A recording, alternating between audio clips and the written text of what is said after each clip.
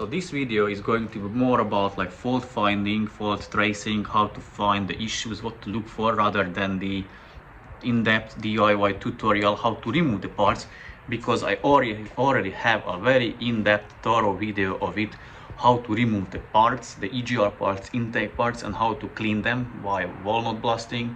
So if you're interested in that one, feel free to check my very long video of it, where I cover every bolt, every nut, how to undo them, where they are, what's the torque specs if there are any. So feel free to check that one out. I'll try to include that in the description, or maybe I'll somewhere in like an info card.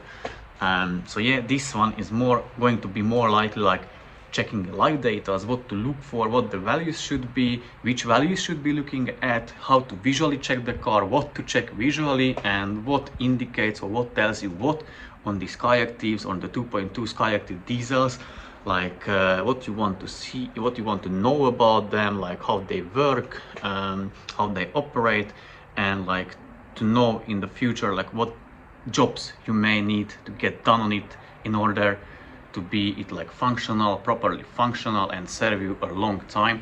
So yeah, let's get underneath the hood and check this particular one visually, and let me explain what I can see and what I can tell from what I see.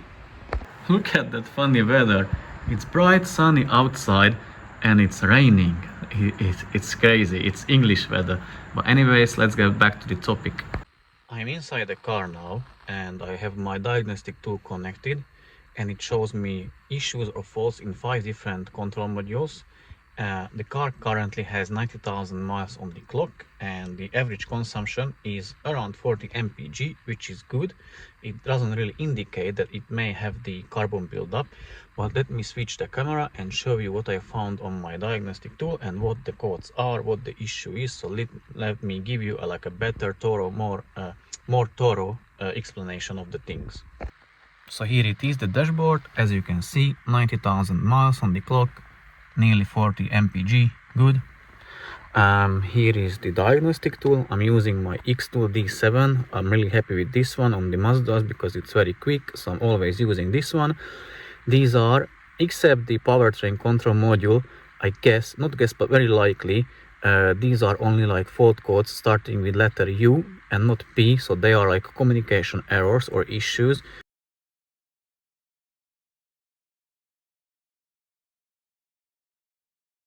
I'm interested in the PCM, so let me check that one. Check the codes. So here are all the fault codes what the car actually has or currently have. Yesterday I done the same thing. I took it for a test drive and tested it, diagnosed it after, scanned it for codes, and it had 5 codes instead of 4, and the P0401 was present, which I will edit a picture of it somewhere here.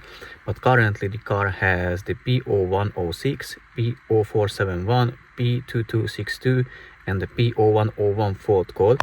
And now let me give you an explanation on them, what can the issue be on each of them.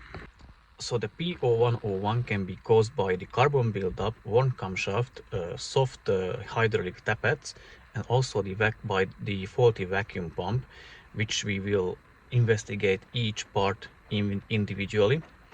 The P2262 and the P0471 can be caused by the faulty exhaust pressure sensor or the pipe underneath the exhaust pressure sensor.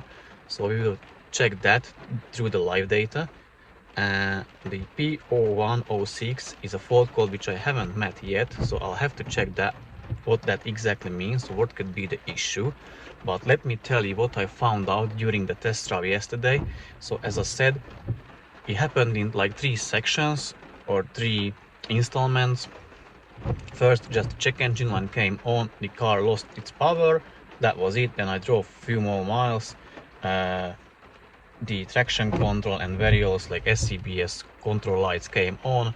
Again, the car didn't have already power, and then when I was like driving the car, because it's automatic, the gearbox or the transmission didn't want to shift up until 3000 rpm, so it let the car rev up to 3000, then it shifted to the next gear, and there was a jerking present or shuddering present, and I had that one before, and that was the faulty EGR valve or the faulty intake shutter valve.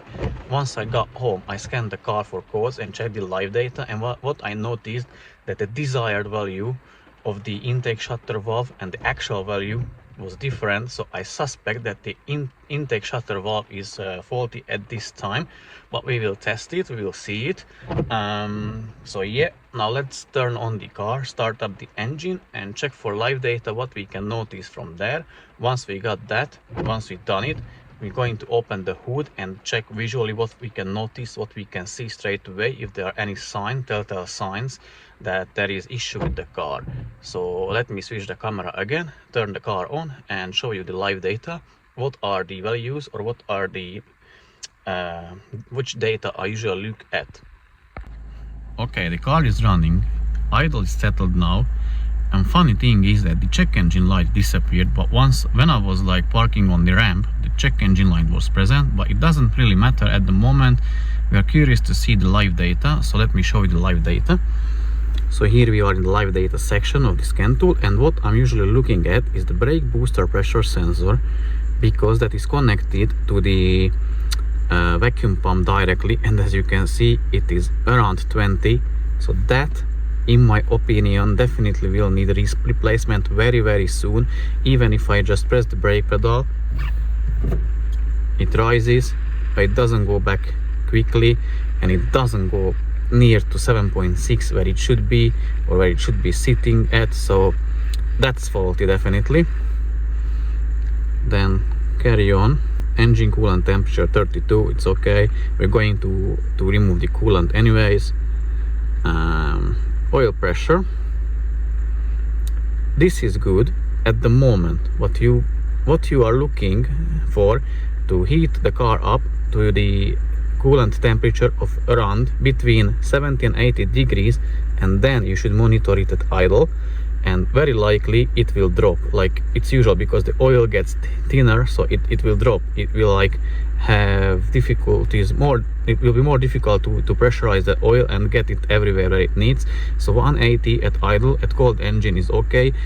If you have like warm engine at idle, you should be looking at around 160 at least. That's desirable. And if you have like 130, 140, that indicates that the oil strainer may be blocked because of the gunk in the top end, and then gunk in the bottom end, or in the oil pan, sludge, oil jelly, carbon buildup, everything. So that can be the indication. Also, what you can do is like, when you got the car up to the temperature, check at 2000 rpm. At 2000 rpm, if you have between 70 and 80 degrees of Celsius the coolant temperature, the oil pressure should be at 2000 rpm, 180 kPa, and if you rev it up till 3500 rpm, the oil pressure should be around 400 kPa. So that's how you check it. Again, if we go back further down, exhaust pressure sensor, it's below 100, so it's below 1 bar. The atmospheric pressure is 1 bar, so it should be around that 100 kPa, 105 kPa should be okay. We will check which sensor he has, but I very likely guess that he's got still the old sensor or one of the old sensors. Differential pressure of the exhaust gas, not saying it's too bad. If you count it as millibar, it is 20 millibar. Not too bad. Ideally, looking at, you want a single digit number, so anything below like 1.3 is ideal, so that's 3 millibars. That would be ideal. Obviously that has to be tested on the test drive again. So yeah, let me check further. Correction values, they seem pretty fine to me. Anything between -1 and +1 is good. He's got them in the spec range, so it should be good. So this is what I was talking about. So you can see the numbers here, and this one, the desired intake shutter valve was different than the actual. So that was, I think this one was higher, the actual was higher than the desired, or vice versa, I'm not sure now. So that's why I think the issue is caused by the faulty intake shutter valve. Again, the oil was changed 3500 kilometers ago, and the dilution is 0. So I guess someone has done the reset, and it doesn't show any dilution, but we will check from the top. We remove the engine cover and we'll check if we can see any leaks on the valve cover. Duty cycle 55%, the oil pressure duty cycle, it's fine, it's working. Distance since the last regeneration of the DPF, it's very good. It's 226 kilometers, so it's very good. I guess he might need a light cleaning of the DPF, but it's not bad because the injectors are still good. They are working as they should. They just leak, so he will have like a wet area around the injector seals, oil seals, but we will check that once I got out of the car and open the hood, and I will explain the things from there. But yeah, basically that's it. That's what we're checking. Let's check back again the brake booster pressure sensor, if it went back anywhere close to 7.6. No, so you see still around 30, so that's faulty, like 100% it's faulty. That will need a replacement. But now I'm done with the live data testing. Let's check the car visually and open the hood, and let's see what we can tell about the car just checking it visually. Okay, car is on the ramps, bucket underneath prepared for draining the coolant, and what we can see, the engine cover is removed. What I can see straight away, that red sensor, that's the exhaust pressure sensor. This is one of the old ones, so that's why the car has, or the engine has, that low reading for the exhaust pressure sensor data.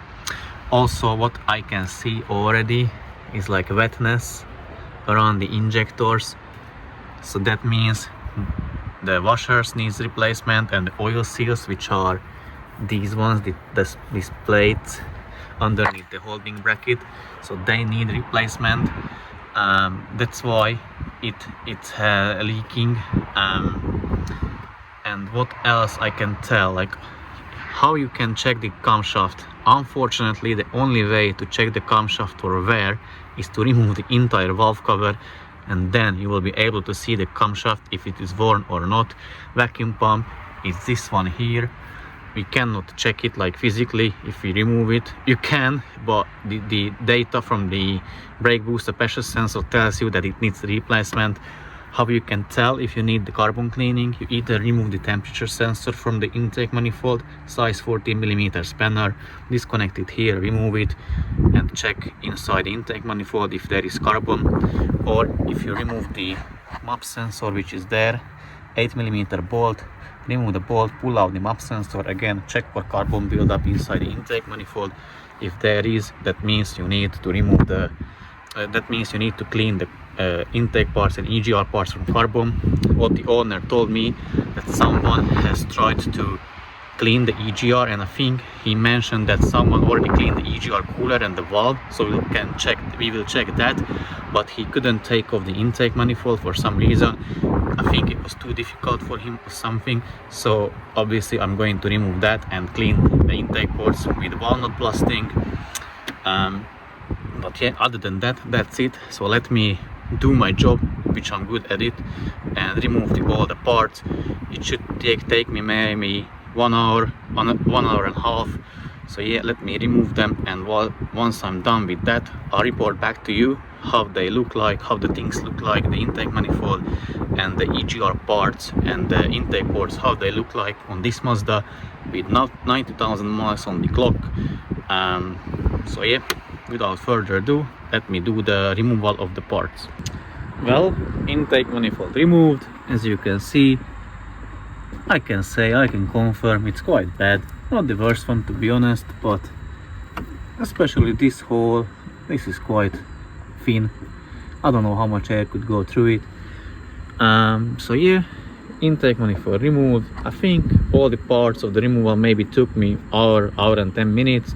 What I noticed, one bolt is missing, so bolt which comes here is missing, and few clamps wasn't tight enough, so the intake pipe clamp, which intake pipe goes on this pipe, the clamp wasn't tight on this one, and again the L shape where the L ends to the intake box, the clamp wasn't tight, and this one on the turbo, that pipe, the plastic pipe, wasn't properly on the turbo.